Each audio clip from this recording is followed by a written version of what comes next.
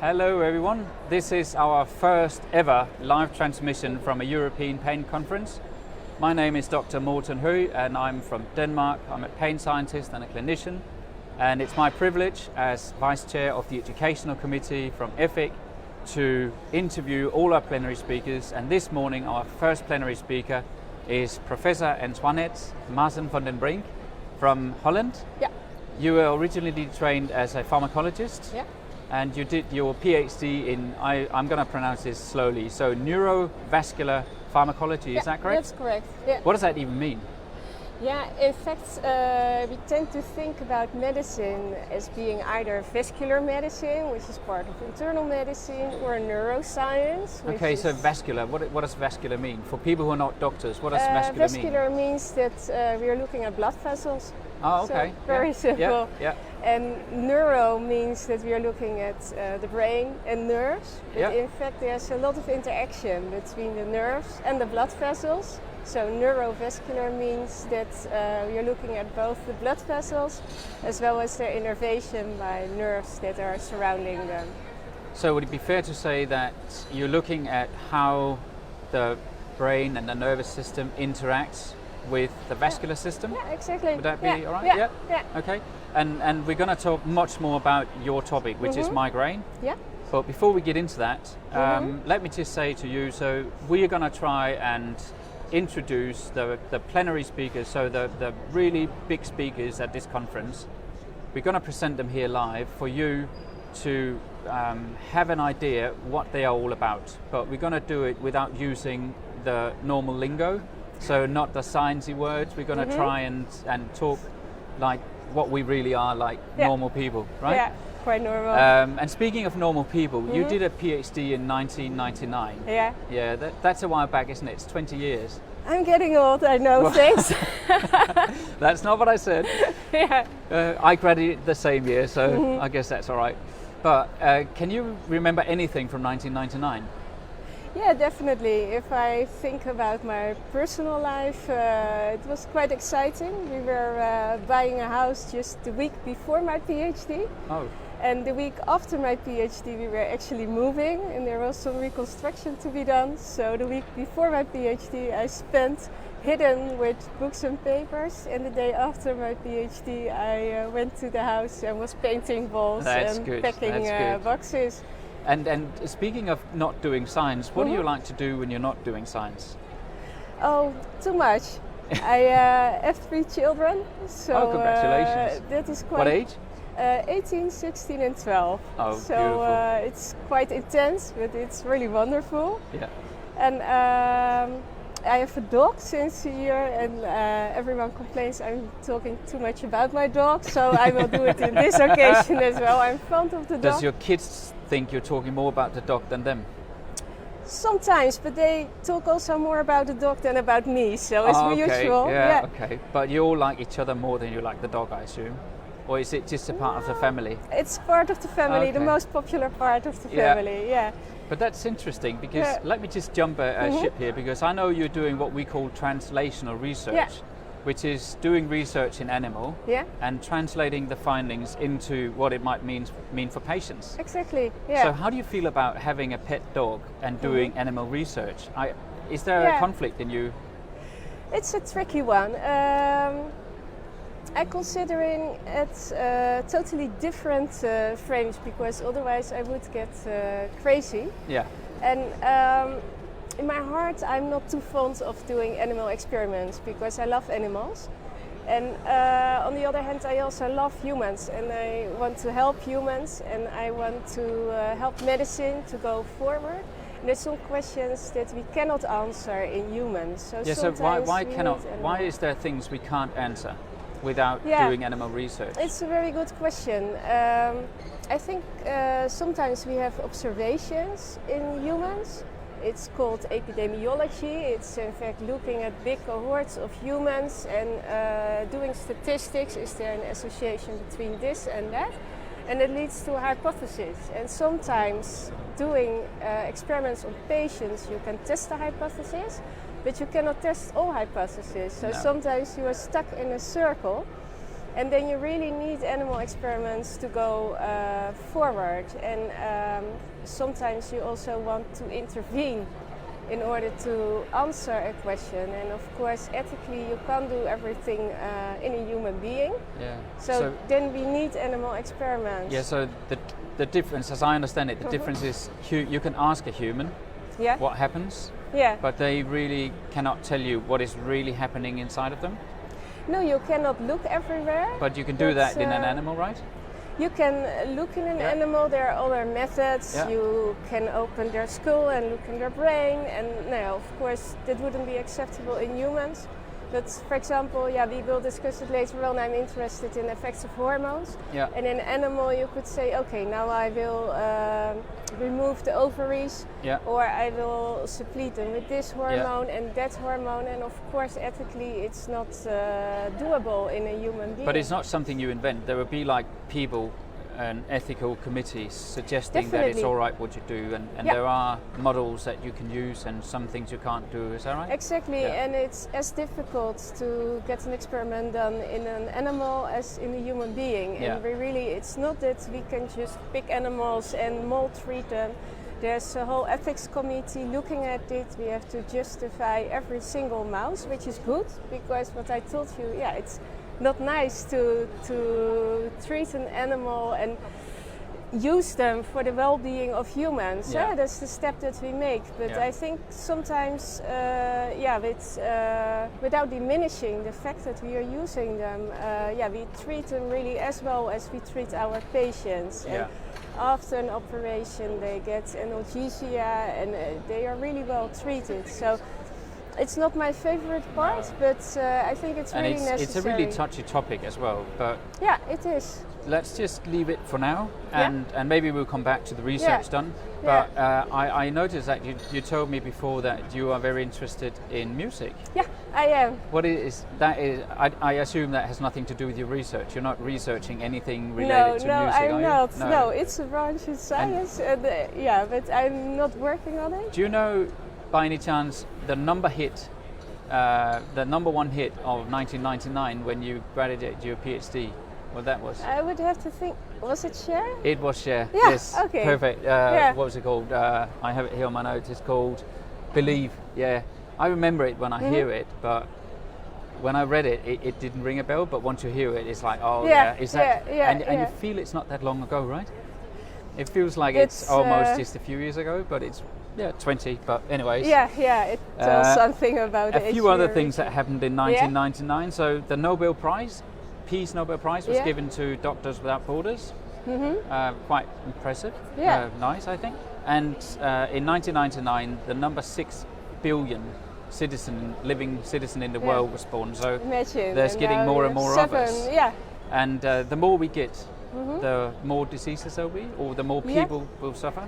Indeed. We assume. Yeah, we have now numbers. So maybe this would be a good time for our listeners to maybe get an impression of your sort of professional cadence. Who are you professionally? I'm associate professor of pharmacology at Erasmus MC in the Netherlands. That's part of internal medicine. And besides, I'm in the board of the Dutch and the European Headache Societies. I'm second vice president of the European Headache Federation.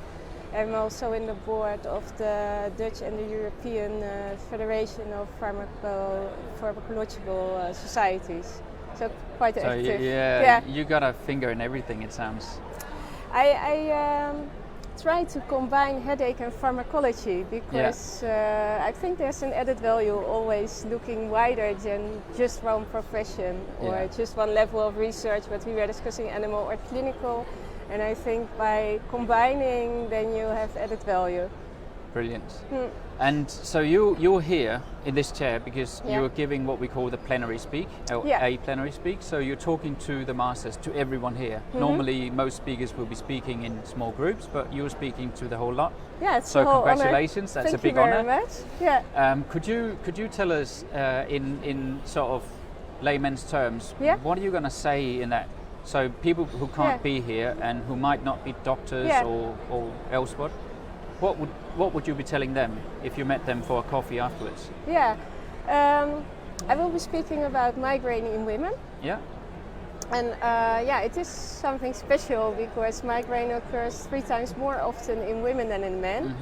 And we were talking about epidemiology and observing, and it's exactly there that from observations we know very well that after the first menstruation girls start having migraines more often, and women tend to have migraines during their menstruation, and during pregnancy it changes, and after menopause it gets less, but during the menopausal transition it gets worse. So we have all red alarm bells yelling at us. Yeah, it's hormones involved. Yeah. And mind me, what is a hormone? Yeah, that we don't know. Yeah, so basically a hormone is a sex steroid hormone. A hormone in general is. Basically, so it's a signaling molecule in the bloodstream. It's released from an organ, and then it's flowing through the blood, so it can reach any place in the body, in fact. And many people will know estrogens and progesterone. Yeah. And these are the kind of hormones we think they are involved, but we don't know exactly. And I'm quite convinced that if you would understand this hormonal component in migraine, then you could reduce this difference between females and males to a huge extent. Yeah. And it would be an enormous achievement, but it is not understood yet. So that's what I want to understand. So let me get this. So there's a lot of people with migraine in the 1 world. billion. How many? 1 million? Yeah, 8 billion. 1 billion people suffer from migraine in the world, and the majority of these are women. Yeah, but also men. And the rest will be men, I assume. Yeah. Defined there. Well, we never know, but let's just say, for binary sakes, let's just say the majority is women. There are some men, of course, and there are quite many people because there's 1 billion total. Yeah. And then what some studies seem to suggest is that it correlates. So when the women have their periods, or when they stop having period, the migraine. If they're having period, the migraine comes, and if they when they stop having periods, the migraine disappears. It's not a black and white rule, but that's the tendency overall. That's the tendency. Yeah. So that sounds like a really good topic because that sounds really obvious. That is, and it's a bit strange that it hasn't been pursued really very much. And so how did you go about studying this? Because it's a really, you can't ask 1 billion people, can you? No. No. So how did you study it? Yeah, it's difficult, and it's very complicated what happens in a woman hormonally, and of course also in a man. And so what I did as a start, I thought, now let's simplify the whole model, and I started with experiments in rats, and there we go again with the animals. Yeah. But to break down the system into pieces that are understandable, because a whole body with feedback loops and hormones circulating around is so complicated. And the thing is that one hormone doesn't do one thing; it does a myriad of things. It influences lots of other hormones. So you studied the receptors, or what did you study? What I studied, again, a neurovascular component. In migraine, there's one of the cranial nerves, the trigeminal nerve, we call it. We think that is very important, and it releases a peptide, so a small protein. So the trigeminal nerve is the nerve that also gives you the sensation of the skin in your face or part of your face. And you studied that nerve in rats. In the meninges.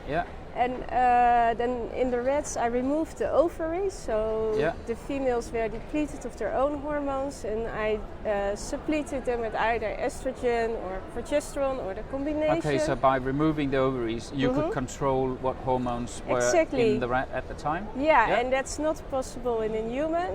No. But it's a simplification to make a start. And then we found, estrogen seems to be important in this system, because with estrogen suppletion, we found that the process we think is important in the meninges was changed. So when they didn't have estrogen, they had more pain-like reactions? Yeah, less. Yeah, or less pain-like. Okay, and with estrogen it so went with more worse. estrogen, they had more pain-like responses? Yeah, so that was in fact a link that we thought, we are in the right direction and this is the system. And then exactly we were at that point of translational science and thought, a rat is not a human, And just giving one hormone, it's an oversimplification, and it's not steady hormone levels that we are interested in, but fluctuations during the menstrual cycle or during life. Yeah. So then we made a switch from the rats to the human. And in the human we cannot open the skull, as I told you, and look at the meninges, but you were already... So the meninges would be the sort of out layer of... So it's within the bone skull, but it's on the outside of the brain. Exactly. And the concept is that the vascular system there, so the blood system there, is somehow related to migraine. Is that correct? Exactly. Yeah, it's the nerves over there. They give signals to their origin, and that leads finally to headache and associated symptoms. Yeah. And then, we realized that these nerves are not only going, you said already, to the jaw and the face, but the same branch that is going to the meningeal, it's going to the forehead. Yeah. So then we made a model where we can stimulate the forehead and it's not painful, and we can look at release. And how did with cold or pressure, or how did you do that? that? No, with capsaicin. So with chili peppers, basically. Yeah. So I think everyone knows the sensation of making an Asian meal and cutting a chili pepper and by accident touching your face. Yeah. And you smeared it in the forehead. Yeah, on the forehead skin, and it releases that small peptide that we were talking about. And substance P and CGRP are these ones? Mainly, that we are interested in calcitonin gene-related peptide, it's called. And we did it in women during the menstrual cycle, and also women after the menopause. And then we observed that in patients who report migraine during the menstrual cycle, the cyclicity over the month is disturbed compared to healthy women. Okay. So disturbed in what direction? Are they having... Yeah, it's very complicated because I expected, because migraine attacks often occur during menstruation, so I thought if we induce this peptide release, it will be the highest during the menstruation. And in healthy women without migraine, indeed, it was the highest. So I thought now in women with migraine, it will be even higher. Okay, but so what did you measure? In healthy women, what did you ask them? We didn't ask, but we measured an increase in dermal blood flow. Because that's so exactly the blood flow the neurovascular mechanism. So of course. we are measuring a peptide released from nerves. And we are measuring the release of the blood vessels in the skin, and it's non-invasive, so we are not hurting. No, it's basically a thermometer you use on the forehead. Is that correct? Sorry? You use a thermometer. You just measure the heat on the No, forehead, not the heat. or the skin it's with conductance? laser Doppler. It's perfusion. With laser. Okay. But it doesn't hurt. We don't have to. So when healthy women get chili plasters in the forehead, they have more heat coming off their forehead during menstruation, is that correct? More blood flow, exactly. And how is that then in patients with migraine? Yeah, that is quite surprising, because it did not increase during menstruation, although we would have expected that the response would be even higher. So did they look like healthy subjects, or did they have reduced? They deviate from healthy subjects. Okay. So definitely we are on the right track. That's what I'm convinced of. But the opposite direction of what you thought. As usual, research opens more questions, and there are lots of things you could think about to explain this, because there may be compensatory mechanisms, or sometimes when receptors are exposed to a compound, they get less, so therefore you get a reciprocal diminished response. So there are lots of things, but anyway, they differ from healthy women, and we are on the right track, but we are not there yet. And but it's interesting, because for me as a scientist it opened lots of questions. And as a researcher you're not always aware of perception of patients.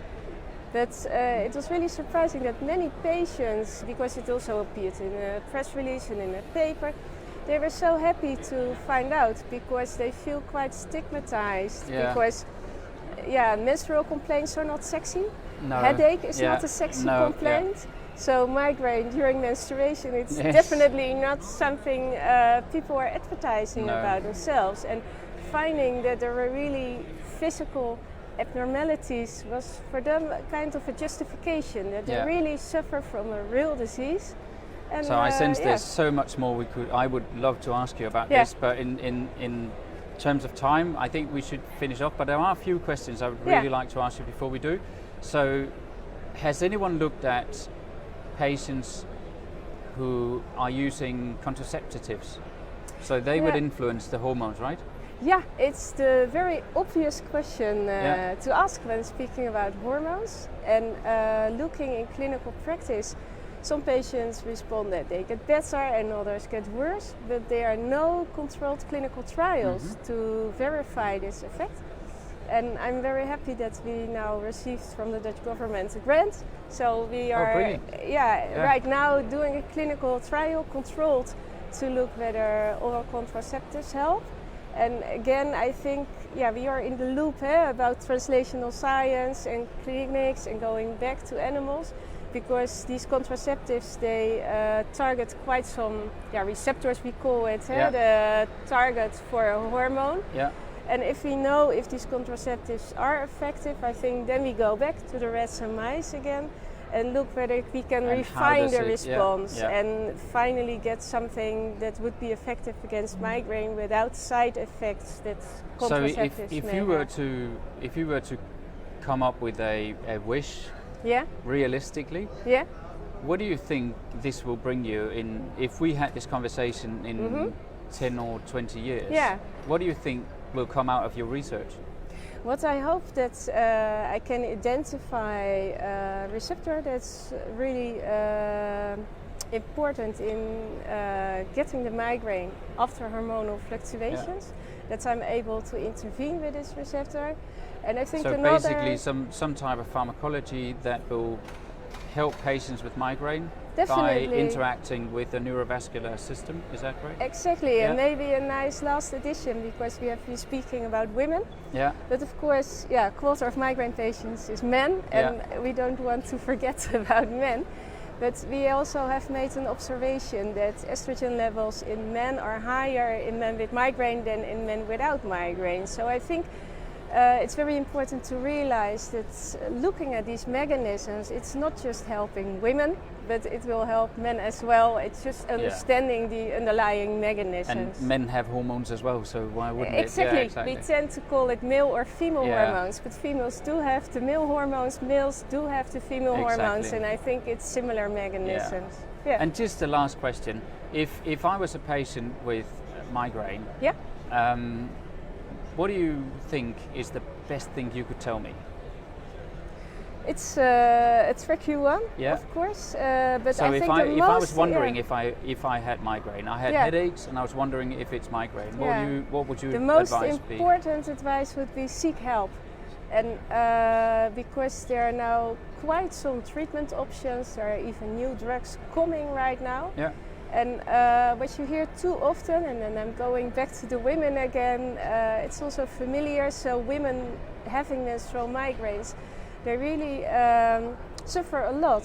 And imagine a girl, she starts having migraines with her menarche at age 12, and it continues until her menopause after 50. Yeah.